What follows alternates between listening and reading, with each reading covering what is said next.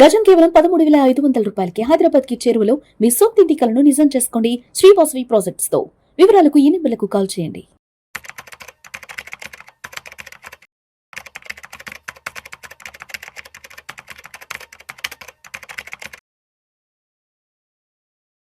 నమస్తే, welcome to Vishnu talks. నేను విష్ణు. ప్రస్తుతం నాతో పాటు సర్టిఫైడ్ ఫైనాన్షియల్ ప్లానర్ అండ్ పైసల ముచ్చట్లు మనీ మంత్రదండం పుస్తక రచయిత ఎం రాంప్రసాద్ గారు ఉన్నారు. సార్తో మాట్లాడదాం. సార్ రాంప్రసాద్ గారు నమస్తే. సార్ నమస్తే అండి విష్ణు గారు. Welcome to Vishnu talks and Sir. Happy new year Ramprasad గారు. థ్యాంక్ యూ అండి. Wish the same. Happy new year. Thank you sir, thank you so much. Sir. So Ramprasad గారు, లాస్ట్ ఇయర్ ఎగ్జాక్ట్గా న్యూ ఇయర్కి మీరు పైసల ముచ్చట్లు మనీ మంత్రదండం బుక్ని కూడా సుమన్ టీవీ వేదికగా రిలీజ్ చేశారు కదా. సుమన్ గారి చేతుల మీదుగా. మా చైర్మన్ ఎండి గారు సుమన్ గారి చేతుల మీదుగా రిలీజ్ చేసాం. ఎస్. సో మరి ఈ సంవత్సర కాలంలో ఆ బుక్ రాసిన తర్వాత మీరు కొత్తగా అనుభూతి చెందిన విషయాలు ఏమున్నాయి? చాలా మంది పబ్లిక్తో ఇంటరాక్ట్ అయి ఉంటారు, బయటకు వెళ్ళినప్పుడు చాలా మందిని కలిసి ఉంటారు కదా. సో మరి ఆ పుస్తకానికి సంబంధించి ఈ సంవత్సర కాలంలో మరి మీరు దాచి ఉంచిన ఆ తీపి గుర్తులు ఏమున్నాయి? అట్లా ఏం లేదు సార్. మీరు బుక్ రిలీజ్ చేశారు, ప్రమోట్ చేశారు, sale we sold around 48,000 copies, 48,000 copies నాకు తెలిసి. నెక్స్ట్ ప్రింట్కి వెళ్తే 50,000 క్రాస్ చేస్తాం. అన్ని కాపీస్ అమ్మగలిగాం. అండ్ క్లయింట్స్ ఎక్కువ మంది అయ్యారు మనకి త్రూ, అంటే వీడియోస్ ద్వారా రీచ్ చేయం, బుక్ ద్వారా రీచ్ చేయం. కాబట్టి మీరు చేసిన వీటి వల్ల మీకు కూడా ఇంటర్వ్యూస్ ఇవ్వకుండా అయిపోయాం. అంటే మీరు బుక్ రాయడం వల్ల చివరికి నాకు కూడా దొరకకుండా పోయారు. So I enjoyed that journey.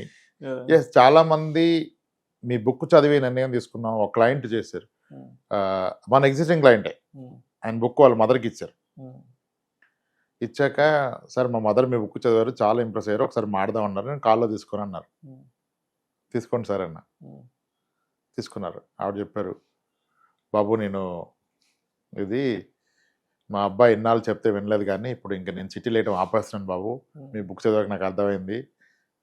ఇప్పుడు చెప్తున్నాను, మీరు అన్నట్టుగానే నాకు కూడా ఒక 8 లక్షలు లాస్ అయింది బాబు ఈ చిట్టీల్లో. ఇంకా తీర్చేస్తున్నాను, ఇంకా నేను అయ్యను. మావాడు అదే టెన్షన్ పడి వద్దంటే ఆగేదాన్ని కాదు. మీ బుక్ చదివాక నిర్ణయం తీసుకున్నాను బాబు, మీరు కరెక్ట్గా రాశారని చెప్పారు ఆవిడ. పెద్ద ఆవిడ, మన క్లయింట్ వాళ్ళ మదరు. ఆయన ఇలా చాలా అనుభూతులు ఉన్నాయి. చెప్పారు, ఇది మార్చుకున్నాం, మీ చదివాకే మారాం, మీ చదివాకే అని. సో అట్లా చాలా ఆనందాన్ని ఇచ్చింది book. So it's a very good experience. Last 1 year journey, 25 అంతా ఆ బుక్తో అలా నడిచిపోయింది. అండ్ చాలా మంది నన్ను కూడా అడుగుతుంటారు, నేను నెల్లూరు వెళ్ళినప్పుడు అడుగుతుంటారు, నేను కూడా ఏదైనా ట్రావెలింగ్లో ఉన్నప్పుడు, ఏదైనా షాపింగ్ వెళ్ళినప్పుడు, రెస్టారెంట్కి వెళ్ళినప్పుడు అడుగుతుంటారు, సార్ ఇలా రాంప్రసాద్ గారి బుక్ రాశారు కదా, మళ్ళా సెకండ్ వర్షన్ ఏదన్నా ఉంటుందని అడుగుతుంటారు కదా. సో మరి 2వ వర్షన్ 2.0 ఏమన్నా రెడీ చేసి ఆలోచనలో ఉన్నారా? అప్పుడప్పుడు అనిపిస్తుంది, రాసేద్దామన్నా రాయకూడదన్నా? రాయాలండి. రాయాలి. ఇంకొకటి, దాన్ని ఇంకా మళ్ళీ అప్పటిలాగానే స్టోరీ టెల్లింగ్ లాగానే రాయాలి. డిఫరెంట్ సినారియోస్, అంటే లాస్ట్ 1 year ఎక్స్పీరియన్సెస్. ఇప్పుడు ఐ టెల్ యూ ఎట్లా ఉంటాయంటే మన ఎక్స్పీరియన్స్లు. ఒక రిటైర్డ్ వ్యక్తి ఉన్నారు, అతని ఫ్రెండ్ కలీగ్ గవర్నమెంట్ సెక్టర్లో చేశారు. సో వీళ్ళిద్దరు బెస్ట్ ఫ్రెండ్స్. 64 ఏళ్ళు, ఒక అతని కన్నా ఒక ఆయన పెద్ద ఆయన. అయితే అతని కూతురు పెళ్ళికి ఇతను అన్నా, అరే నాది ఎఫ్డీ ఉంది కానీ బ్రేక్ చేస్తే పెనాల్టీ పడుతురా, పెళ్ళి ఉంది కదా ఒక 10 లక్షలు ఇస్తావారా, నీ దగ్గర ఉంది కదా ఫండ్స్, సర్దేసే నేను పెళ్ళడానికి ఇస్తుంది ఎఫ్డీ రాగానే అన్నాడు. ఈయన 10 లక్షలు ఆయనకి ఇచ్చాడు. ఇట్లా కొన్ని ఎక్స్పెన్సులు షేర్ చేస్తా, దానివల్ల మనకి ఈయన 25 lakhs ఇచ్చారు. ఆయన వాళ్ళ పాపకి పెళ్ళి అయిపోయింది, పాపం బ్యాడ్ లక్. ఆయన 45 daysకే డైవర్స్ స్టార్ట్ అయిపోయింది, చాలా ట్రబుల్స్, మళ్ళీ ఆమెకి హెల్త్ ప్రాబ్లమ్స్ వచ్చినాయి, బాగా మెంటల్గా డిస్టర్బ్ అయిపోయింది. దీంట్లో పడిపోయాడు. ఆ డబ్బులు ఇవ్వాల ఈయన కూడా ఆగాడు. తీరా ఆయన అడిగేశాడు, ఇంకేనకు అవసరం పడి, అరే నాకు అవసరం కదరా, మరి ఎప్పటికి కూడా వచ్చేసి ఉంటుంది, ఇప్పుడు ఇంకా నువ్వు ఇంకే ఇట్లేదు అని అడుగుతున్నా అంటే, నువ్వు ఏం మనసులో పెట్టుకుని ఇచ్చావో దానివల్లనే నా కూతురు పెళ్ళి కూడా నిలబడలేదురా, అయినా సరే నువ్వు ఇంత గట్టిగా కరాకండి అడుగుతున్నాను అన్నాడంట. ఈయన రిలేషన్ పోయింది. మంచిగా డబ్బు ఇస్తే ఆయన ఏ మెంటల్ స్టేటస్లో ఏ టెన్షన్ ఉండి మాట వదిలేడు. 40 ఏళ్ళ ఫ్రెండ్షిప్, 35-40 ఏళ్ళ ఫ్రెండ్షిప్ పోయింది. డబ్బు మేబీ వచ్చి ఉండొచ్చు, కానీ ఆయన చాలా బాధపడ్డారు. అంటే ఇక్కడ ఎక్కడ ఎవరి ఇంటెన్షన్ రాంగ్ లేదు ఎంటైర్ స్టోరీలో. ఈయన హెల్ప్ చేద్దాం అనుకున్నాడు, ఆయన అప్పుడున్న స్ట్రెస్కి స్ట్రెయిన్కి ఒక మాట వదిలేసాడు. ఒక 25 లక్షలకే ఏదైనా అడుగుతున్నాడు ఆయన ఎన్నాళ్ళ ఫ్రెండ్షిప్లో, ఇంత కష్టంలో ఉంటే ఆగలేడా, ఏం డబ్బు తక్కువ అని. సో ఇలా మన క్లయింట్ చెప్పిన దాంట్లో చాలా లెర్నింగ్స్ ఉంటాయి. ఇలా చాలా చాలా లెర్నింగ్స్. ఇప్పుడు ఇంకొక కేసు చెప్తాను. ఇవన్నీ రాద్దామని అంతే. బుక్ అంటే ఏం కొత్తగా ఏం మనం క్రియేట్ చేయడానికి ఏం లేదు. ఇప్పుడు అనదర్ థింగ్, ఒక ఎన్ఆర్ఐతో మాడుతున్నాను. నైట్ 11 o'clockకి ఫోన్ చేశారు. బాగా స్ట్రెస్లో ఉన్నాను సార్, మాట్లాడాలంటే చేయను. సార్ 2020లో ఒక విల్లా కొన్నాను సార్ నేను, అవుట్ రైడ్ పర్చేజ్, 1,25,00,000 పెట్టి కొన్నాను. 1,25,00,000 వన్ టైం. అప్పుడు నా ఆలోచన ఏముందంటే 4 కోట్లైంది విల్లా రావట్లేదు 200 గజాల్లో, ఇలా అన్న ఒకసారి పెడితే 1,25,00,000 3 ఏళ్ళకో 4 ఏళ్ళకో వెళ్ళి వస్తుంది కదా అనుకున్నాను. అయితే సేఫ్టీకి ఆయన ఏం చేశారంటే 200 గజాల విల్లాకి 400 గజాల స్థలం మాకు రిజిస్టర్ చేశారు.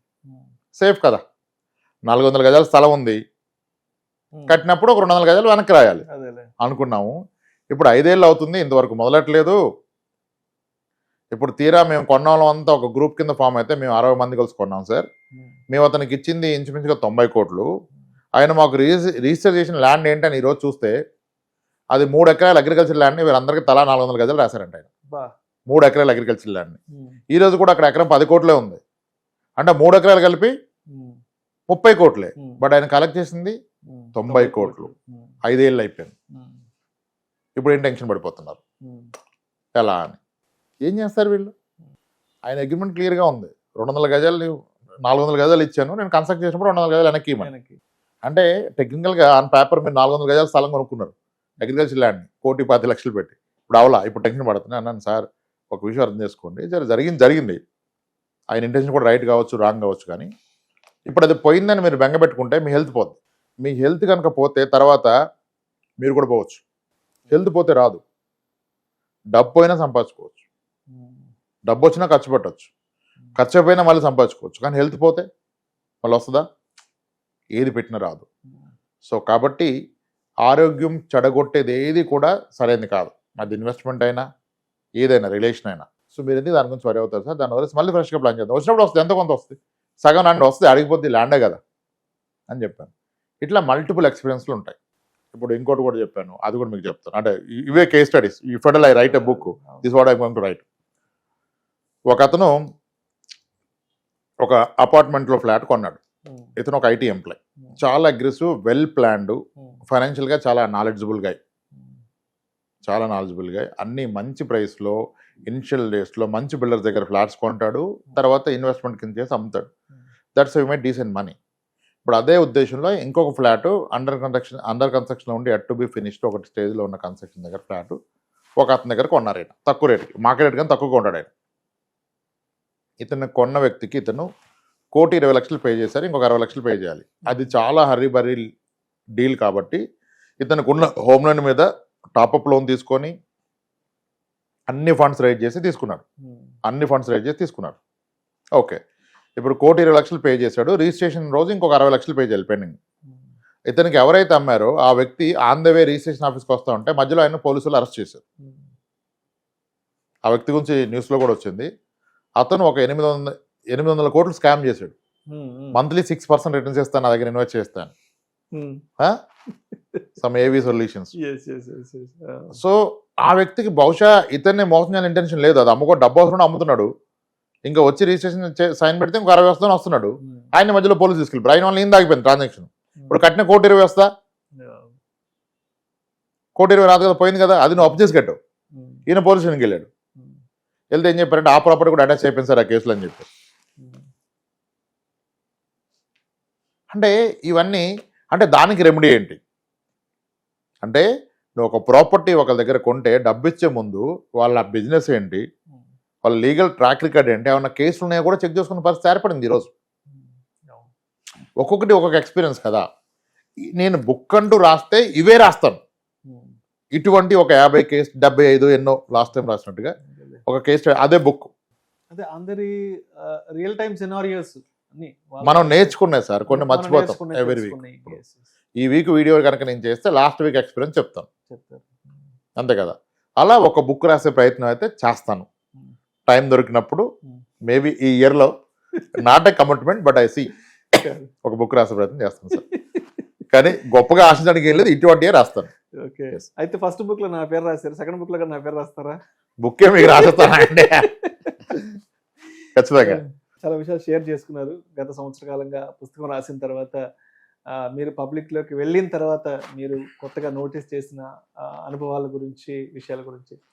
రైట్. అయితే ఇప్పుడు 2026 నూతన సంవత్సరం వచ్చేసింది కాబట్టి, సో మరి మన ప్రేక్షకులు కొత్తగా ఫైనాన్షియల్ ప్లానింగ్ ని ఈ సంవత్సరం నుంచి ఒక రెజల్యూషన్ గా తీసుకోవాలి, దీని ఒక సంకల్పంగా తీసుకోవాలి అని అనుకుంటున్న వాళ్ళకి, అనుకునే వాళ్ళకి రామ్ ప్రసాద్ గారు ఏం చెప్తారు? సార్, ఇది ఈ ఫైనాన్షియల్ ప్లానింగ్ అనే కాన్సెప్ట్ మనకున్న ఎక్స్పీరియన్స్ ద్వారా చూస్తే మనిషికి ఒకటి అప్లికేబుల్ అవ్వట్లేదు కదా. ఎన్నోసార్లు మాట్లాడాం, ఒక్కొక్క యాంగిల్లో ఎన్నిసార్లైనా మాట్లాడవచ్చు. ఇందాక మనం షూట్ స్టార్ట్ చేయడానికి ముందు ఒక ఫోన్ కాల్ మాట్లాడుతాను కదా, స్పీకర్ ఆన్ చేసి మీ పక్కన కూర్చొని విన్నారు కదా ఆయన. ఒక విల్లా ఉంది, ఒక ఫ్లాట్ ఉంది, ఊర్లో పొలాలు ఉన్నాయి, స్థలాలు ఉన్నాయి, 10 ఏళ్ళుగా మ్యూచువల్ ఫండ్స్ లో పెడుతున్నాను, I'm not happy, mix-up, direct and regular, ఇట్లా ఒక వ్యక్తి ఒకలాగా. నేను అనేది ఏంటంటే, ఫైనాన్షియల్ ప్లానింగ్ అంటే అందరూ అనుకుంటున్నారు నాకు వచ్చే డబ్బుని బెటర్గా ఇన్వెస్ట్ చేయాలనుకుంటున్నారు. అది 30% కరెక్ట్. 70% మిస్ అవుతున్న పాయింట్ ఏంటంటే, నీకు వచ్చేది ఇన్వెస్ట్ చేస్తావు కరెక్టే, బెటర్గా ఇన్వెస్ట్ చేయ కరెక్టే, కానీ నీకు వచ్చేది ఫర్దర్ కూడా వస్తున్నావు గ్యారంటీ ఇస్తున్నాడా? నాకు 1,50,000 శాలరీ ఉంటే 50,000 ఎస్ఐపి చేస్తానంటే which is a good thing. కానీ నా 1,50,000 శాలరీ ఎన్నాళ్ళు వస్తుంది గ్యారంటీ ఉంది ఎక్కడన్నా? లేదు. నేను ఆరోగ్యంగా ఉండాలి, నా కంపెనీ ఆరోగ్యంగా ఉండాలి, నేను వర్క్ చేస్తాను ఇండస్ట్రీ ఆరోగ్యంగా ఉండాలి. ఏ తేడా కొట్టినా వెళ్ళిపోద్ది. సో మీకు వస్తున్న డబ్బు ఎక్కడ ఇన్వెస్ట్ చేయాలి కాదు ప్లానింగ్. ఇప్పటి వరకు మీరు ఇన్వెస్ట్ చేసిన సరిగా ఉందా లేదా అనేది మేజర్ ప్లానింగ్. ఇప్పటిదాకా మీరు ఏవైతే అసెట్స్ క్యారీ చేస్తున్నారో అవి మీకోసం పనిచేస్తున్నాయా లేదా అనేది మేజర్ ప్లానింగ్. అది రివ్యూ చేసుకోకుండా నేను పెడతాను సార్ అంటారు. నిన్న ఈవినింగ్ ఒక క్లయింట్తో మాట్లాడుతున్నాను, చిల్కా నగర్, బోడుప్పల్ నుంచి. చిల్కా నగర్, ఈ 33 years, just got married, having 1 year kid. ఎలాగో పేర్లు చెప్పలేదు, పెద్ద ఇబ్బంది ఉండదు. వాళ్ళ ఫాదర్ రైల్వేలో చేస్తారు. ఈయన వర్కింగ్, ఈయన వైఫ్ వర్కింగ్. ఓకే. ఇప్పుడు ఈయనకి అక్కడ 2 ఇండిపెండెంట్ హౌస్లు ఉన్నాయి, 3 షట్టర్స్ ఉన్నాయి, షాప్ షట్టర్స్. ఆ షట్టర్స్ ఒక 70 లక్షలు చేస్తా అంటాడు. రెంట్కి ఎవరు ఉండట్లేదు సార్, 10,000 కూడా రాదు, ఖాళీగా ఉన్నాయి అన్నాడు. వీళ్ళ నాన్నగారు 2011లో కొన్నారు ఒక ఇండిపెండెంట్ హౌస్. అది ఇప్పుడు 1 కోటి రూపాయలు చేస్తుంది. ఆ రోజు 30 లక్షలు కొన్నాడు ఆయన. ఈయన లాస్ట్ ఇయర్ ఒక ఇండిపెండెంట్ హౌస్ 1 కోటి, లాస్ట్ ఇయర్ అంటే 2 years బ్యాక్ 1,30,00,000 అట్లా కొన్నాడు, 1,20,00,000 చేస్తుంది. ఓకే. ఇప్పుడు ఆయన ఏమంటాడు, ఆయన నా జీతం నాది 2 లక్షలు ఉంది, మా వైఫ్ 80 ఉంది, ఎలా అయినా నేను అది పక్కన పెట్టు, అసలు నీకేం అవసరం నేను చెప్పాను. ఇవి చెప్పాడు. నేను అన్నాను, సార్ ఇప్పుడు 1,60,00,000 ఇండిపెండెంట్ హౌస్ ఉంది కదా, రెంట్ వస్తుంది, రెంట్ ఎంత వస్తుంది? 20,000 వస్తుంది సార్ అన్నాడు. 20,000 వస్తుంది. దానికి ఈఎంఐ కడుతున్నాడు అతను. 80 లక్షలు ఉంది, 75,000 అంతా ఈఎంఐ కడుతున్నాడు. నీ డబ్బు ఇన్వెస్ట్ చేసి నువ్వు 75,000 ఈఎంఐ కడుతూ 20,000 వస్తే నువ్వు 50,000 కడుతున్నావు. అంటే నువ్వు నీ ఆస్తి కోసం పనిచేస్తున్నావా, నీ ఆస్తి నీ కోసం పనిచేస్తుందా? ఆస్తి కోసం వర్కౌట్ అవుతుంది ఇక్కడ. నువ్వే ఆస్తి కోసం పనిచేస్తున్నావు, నీ ఆస్తి నీ కోసం పనిచేయట్లా. అంటే ఆస్తి పెరుగుతుంది కదా సార్ అన్నాడు. ఎంత పెరుగుతుంది? అది కదా క్వశ్చన్. ఇప్పుడు ఎంత పెరుగుద్ది అనేది ప్రశ్న. ఇప్పుడు మీ నాన్నగారు ఆల్రెడీ కొన్నది ఎంత పెరిగింది, ఇది కూడా అదే పెరుగుతుంది ప్రొఫెషనల్గా. ఇదే డబ్బు అంటే నువ్వు కొన్న కమర్షియల్ షట్టర్స్ కూడా రాంగ్ లొకేషనే, నువ్వు ఉన్న దగ్గర కొన్నావు, బయటకు రాలే. అదే ఇన్వెస్ట్మెంట్ వేరే ప్రాపర్ కమర్షియల్ స్పేస్లో పెడితే రెంట్లు ఎక్కువ వచ్చేది. అసలు ఇదే నువ్వు ఇండిపెండెంట్ హౌస్ పెడితే అక్కడే చిల్కా నగర్లో ఒక గేటెడ్ కమ్యూనిటీ ఫ్లాట్ కొంటే రెంట్ ఎంత వస్తుంది అన్న? 1,20,00,000కి 45-50 వస్తుంది సార్ అన్నాడు. మరి నువ్వు ఎందుకు 20 తీసుకుంటావు? నువ్వు ఎప్పటికీ ఉండవు దాంట్లో. ఎవరో ఉండటానికి నువ్వు కొన్నది నీ కొరకు ఎలా పనిచేస్తుందని కదా నువ్వు చూడాల్సింది. ప్లానింగ్ అంటే ఆస్తుల్ని ఆప్టిమం యూటిలైజ్ చేసుకోవటం, మన డబ్బుని పనిలో పెట్టడం, మన ఆస్తుల్ని పనిలో పెట్టడం. ఎప్పుడైతే మన డబ్బు మన కోసం పనిచేస్తుంది, మన ఆస్తి మన కోసం డబ్బు క్రియేట్ చేస్తుందో, మీరు పని చేయాలా వద్దా అనేది మీ చాయిస్ అయిపోద్ది. అది కదా గొప్ప లైఫ్. నీ 2 లక్షల శాలరీ గొప్పది కాదు, నీ ఆస్తి నీకు ఒక 60,000 ఇస్తే గొప్పది. ఆ 60,000 గ్యారంటీ. అప్పుడు నువ్వు ఓన్లీ కమర్షియల్ యాంగిల్లో చూడాలి. ఒక ఆస్తిని, ఒక పెట్టుబడిని నువ్వు ఎమోషనల్గా చూడకూడదు, కమర్షియల్గా చూడాలి. మనుషుల్ని ఎమోషనల్గా చూడాలి. నీ భార్య పిల్లల్ని ఎమోషనల్గా చూడు.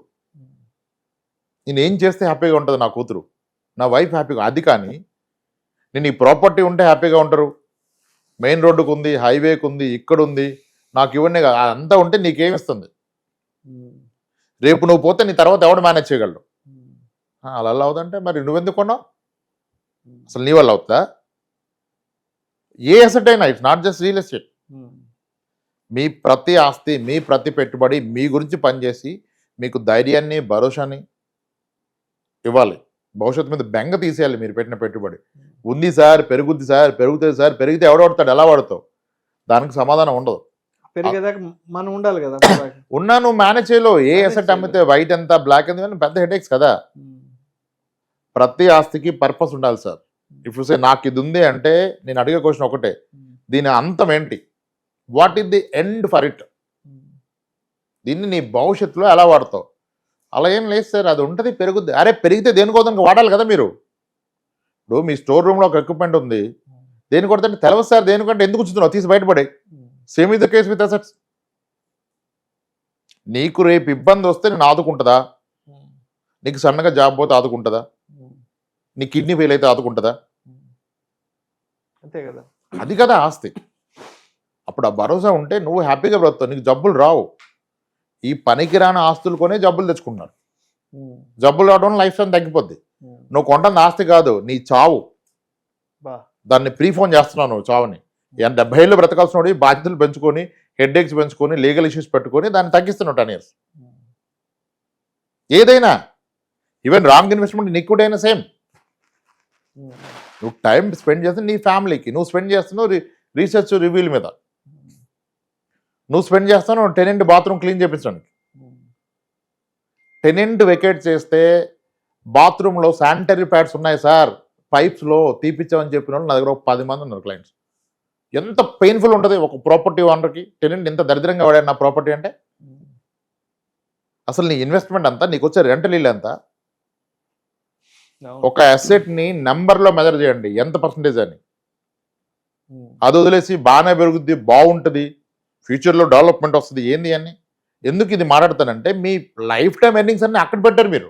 ఉన్న పలంగా నీకున్న ఆస్తి ఎంత మొత్తం ఊడిస్తే అంటే ఇంత అంటే అది ఎక్కడుంది? రేపు నీ కొడుకు చదువుకి, నీ బిడ్డ చదువుకి, పెళ్లికి ఉపయోగపడుతుందా? పట్టుమని అమ్ముడు పోదు కానీ అది వాళ్ళకి ఇచ్చేస్తా అంటే నువ్వు అమ్మలాగా అంటగడుతున్నావు.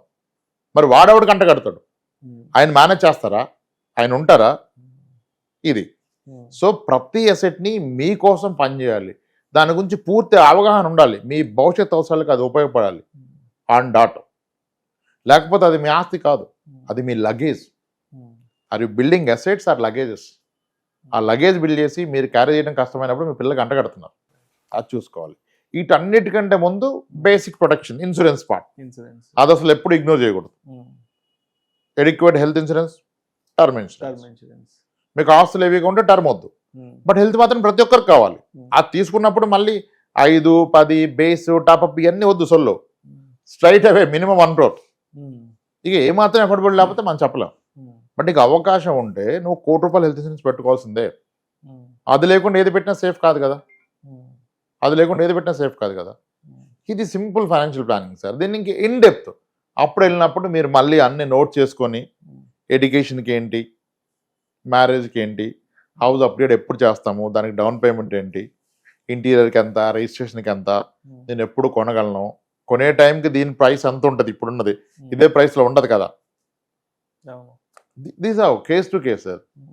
కానీ అట్ ద బాటమ్ లైన్ ఏంటంటే డబ్బు మీకోసం పనిచేయాలి, మీరు డబ్బు కోసం పనిచేయాలి. మీకు ఆస్తుందంటే అవసరానికి అది అందుబాటులో ఉండాలి. ఇప్పుడు నేను కష్టంలో ఉన్నానని ఫోన్ చేస్తే నా ఫ్రెండ్, అరే ఎక్కడరా వస్తాను అనాలి. ఓ అలానారా, నేను చూస్తారా, కాస్త బిజీ ఉన్నా మళ్ళీ ఫోన్ చేస్తాంటే నా ఫ్రెండా? నీకు కష్టం ఉంటే వచ్చి నీ పక్కన నిలబడాలి నీ ఫ్రెండ్ అన్నాడు. నేను ఒక 10 days ఆగి ఫ్రీ అవుతారా మాడదామంటే వాడు నీ ఫ్రెండా? ఇంకెందుకు ఫ్రెండ్ అంటే వాడు కట్ చేసి పడేవాడిని. Same is the case with your asset కదా. అది చాలా మంది మిస్ అయిపోయారు సార్.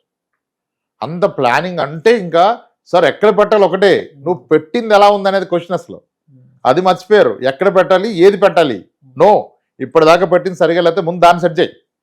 నేను చాలా మంది చెప్తున్నాను ఈ మధ్య కలిసిన వాళ్ళకి, ముందు జాబ్ మానే అన్నా. ఎందుకంటే నీకున్న అసెట్స్ రాని పనికిరాని ఫామ్లో ఉన్నాయి. నువ్వు జాబ్ ఆ పనిలో పెడితే నీకంటే ఎక్కువ ఇస్తుంది. నువ్వెందుకు కొట్టించుకున్నావు రోజు 2 లక్షల జీతానికి నీకు డయాబెటీస్, బీపీ, టాబ్లెట్లు ఇట్లా అవసరమా? నీకున్న దాన్ని సరిగా వెళ్ళి దాన్ని పని చేసి ముందు తీసుకో, స్టేట్ బ్యాంకులో అప్లై చేసుకో, నీకు నెలకు 3 లక్షలు వస్తుంది. ఇంకా టెన్షన్ ఎక్కడ లైఫ్లో? నువ్వు ఇదే చేస్తున్న ఏమన్నా అయిపోతే మళ్ళీ ఎవరు ఏం చేయలేదు కదా నీ ఆప్షన్స్లో. అది మర్చిపోయారు sir. People getting more emotional assets is making a big trouble they for them in life. Right. అలా చేసుకోవాలి సార్ ప్లానింగ్. సో కన్క్లూజన్గా ఆడియన్స్కి క్రిస్పీగా ఒక 2 మాటల్లో what to do, what not to do from 2026 onwards. First check your health insurance. లేకపోతే కళ్ళు మూసుకొని తీసుకోండి. ఓకే. ఎవరు మీ నియర్ బై ఏజెంట్ ఉంటే అక్కడ తీసుకోండి. ఓకే. ఒకవేళ పొరపాటున మీకు ఇన్సూరెన్స్ ఉండి అది 5 లక్షలు 10 లక్షలు అది ఎందుకు సరిపోదు, దాన్ని రెన్యువల్ టైంలో 1 crore మినిమం చేసుకోండి. Then term insurance. ఓకే. ఉంటే సరిపడా ఉందా లేదు చూసుకోండి. సరిపడడానికి ఒకటే పారామీటర్. ఇన్ ది ఈవెంట్ రేపు ఒక వ్యక్తి పోతే అతని ఆప్షన్స్లో తన ఫ్యామిలీ బ్రతకడానికి ఎంత డబ్బు కావాలి, మంత్లీ ఎంత ఇన్కమ్ కావాలి, ఆ ఇన్కమ్ అనేది మీ టర్మ్ ఇన్సూరెన్స్ వచ్చే క్లెయిమ్ని స్టేట్ బ్యాంక్లో ఎఫ్డీ చేస్తే వచ్చేయాల. మళ్ళీ అక్కడ వాళ్ళని కాంప్లికేట్ చేయొద్దు. నువ్వు ఎస్డబ్ల్యూపీ చేయి, హైబ్రిడ్ ఫండ్ పెట్టు, ఇవన్నీ నడవు. నీకు వచ్చిన అమౌంట్ని నీ ఆప్షన్స్లో నీ ఫ్యామిలీ తీసుకొని స్టేట్ బ్యాంక్లో వేస్తే మంత్లీ వచ్చే ఇంట్రెస్ట్ ఏదైతుందో అది నీ లైవ్లీహుడ్కి సరిపోవాలి, నీ పిల్లల భవిష్యత్తుకి సరిపోవాలి. అంత టర్మ్ ఇన్సూరెన్స్ ఉందో లేదు చెక్ చేసుకోండి. లేకపోతే తీసుకోండి. ఆ టర్మ్ ఇన్సూరెన్స్ని 80 ఏళ్ళు 90 ఏళ్ళు 70 ఏళ్ళు అక్కర్లేదు. ఇంక 20 ఏళ్ళలో పిల్లలు సెటిల్ అయిపోతారు. అండ్ 20 ఏళ్ళు నువ్వు కూడా సంపాదిస్తావుగా. ఒక 15 ఏళ్ళు తీసుకోండి చాలు. Nominal premium.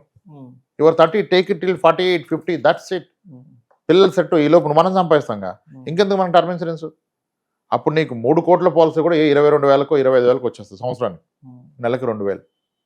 ఒక ప్రాపర్ టర్మ్ ఇన్సూరెన్స్. ఈ 2 ఉన్నాకనే ఇన్వెస్ట్మెంట్ అనే మాట.